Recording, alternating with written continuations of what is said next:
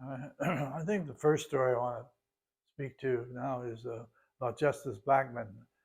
Ferrier Gary was studying law in his class in Aix-en-Provence in about 86, I think.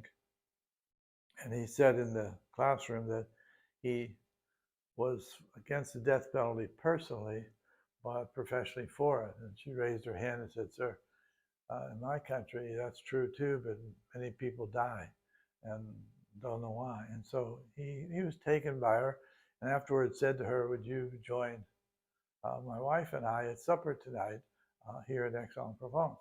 And she said, "Yeah, yes, I'm more than happy to do that." So she took me along to that dinner. And Burial, for the most part, held forth about the death penalty the whole time, how we should stop the death penalty, especially in the United States, that he should change his position. She was after him, the kind, nice chase, but after him with a chase nevertheless. And we had a very grand evening, really. It was really beautiful. He was so spectacular. His wife, a great host and hostess. And Farrell, laid down all the reasons why the death penalty is barbaric. And so on leaving, he said, have courage. And Farrell leaned back, looked at her, and said, "Thank you, sir." She said, "I'm not particularly worried about myself," and smiled at him. And that was the end of it. It was a beautiful day, I have to say. The guy, when I was traveling around the world with the world tour, playing 18 countries in 6 weeks, the budget was about 26 million or so. The two DC-10s, completely filled both of them. I was traveling around the world like that. The one where it was in honor of the 40th anniversary of the Declaration of Human Rights. And that's why I was doing it. Eleanor wrote it. John Humphrey in Canada had written it. He was the actual guy that typed it in the United Nations. There were other people involved, Chung from China, Melik from Lebanon, Cassis from France. I forget the others. When they got together then and created the Universal Declaration of Human Rights, the only living person that I could find that had been part of it and writing it was John Humphrey. And we were playing in Toronto, and that's where he lived. So I wanted to arrange to see him because, truthfully, for me, if anyone else would have criticized me for that tour, I basically wouldn't have cared. I do care about what John Humphrey would think because he is with Eleanor, one of the authors of the Universal Declaration of Human Rights. And if he was critical that we shouldn't be doing this or trivializing human rights as we were being accused of at times, it would really destroy me if he didn't have a good opinion. So when I met him, he just said, "This is the greatest," he opened up, "This is the greatest thing that's ever happened to the Universal Declaration of Human Rights, Jack. Thank you." And I didn't want to meet him anymore. I just wanted to go enjoy myself. I got done what I wanted to get done. He saw it, and it was important to me.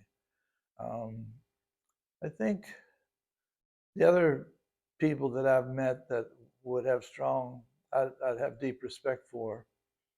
One was Sean McBride, the founder of one of the founders of Amnesty International. He was chief of the IRA at 21. He was Michael Collins' bodyguard. His mother was the fantasy woman in Yeats's poetry. He was tutored at 12 by Synge, O'Casey, Joyce, Yeats, Ezra Pound, and George Bernard Shaw. And at 14 or 13, his father was executed by the British in the fight for Irish independence. And he had won his own Nobel. He had won the American Award, the Lenin Award. Marvelous man. I got to know him. I brought him to this country a number of times to speak against the death penalty. He was always elderly, not feeling well, all that well at that time, but he gave it his damnedest. He was really pretty one special.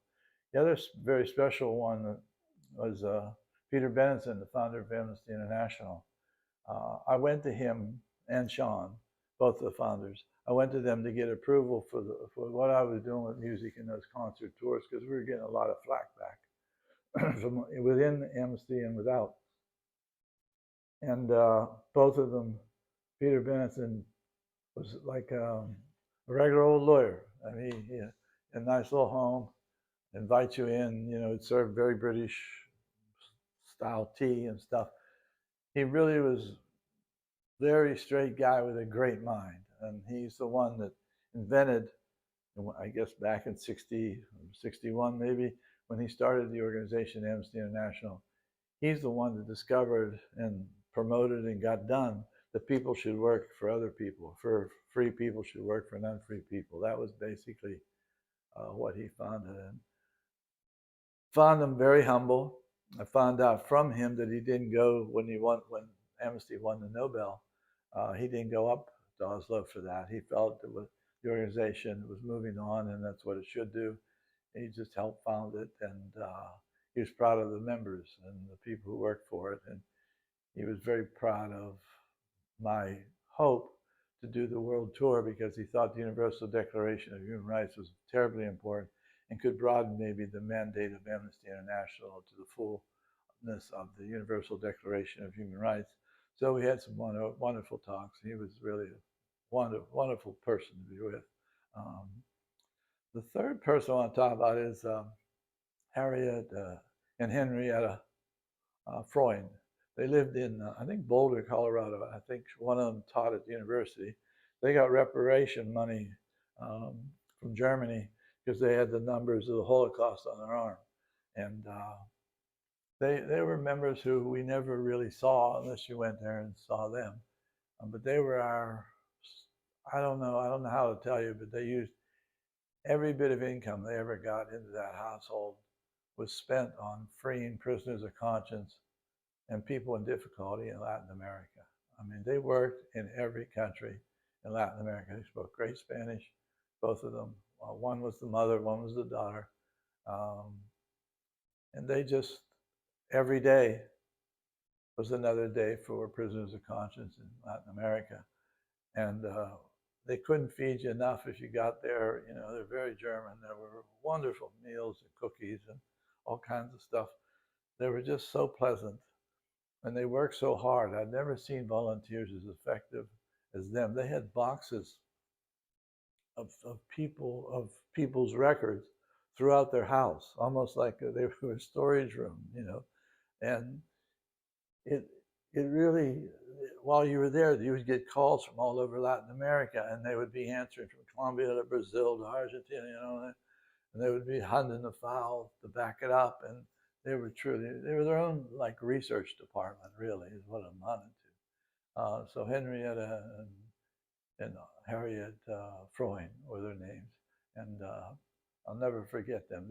They wrote me a beautiful letter when I left Amnesty, and that was another consoling thing that I got. They loved what the World Tour and the concerts across the United States had done, and they thought it helped an awful lot. So I was very pleased, and I remember them regularly when I go to church and pray and think about it. Thanks.